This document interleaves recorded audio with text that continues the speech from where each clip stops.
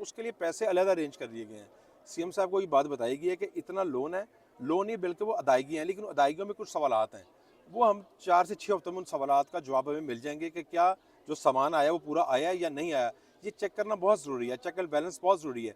लेकिन जो अद्वियात की फ्राहमी है उसके लिए टेंडरिंग का प्रोसेस शुरू कर दिया गया है, उसके लिए पैसे सीएम साहब ने हमें अलहदा अदायगी कर दी है। अब भी हर फर्द का आईडी कार्ड उसका सेहत कार्ड है। हेल्थ कार्ड पे हम काम कर रहे हैं, मैंने कल उसकी एक मीटिंग की है।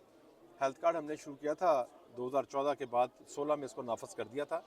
हमारा और उनका फ़र्क ये होगा कि हम गरीब आदमी को इंशाल्लाह जो है इसको पहला टारगेट देंगे, और जो मुझ जैसा खुशहाल है जिसका प्रीमियम पहले पिछली हुकूमत में गवर्नमेंट दे रही थी जो कि सरासर ज्यादा थी, एमपी साहबान, एमएनए साहबान, सनतकार, बैंकर्स, सबका जो था प्रीमियम वो तरीके साहब के दौर में जो कि नामुनासिब था।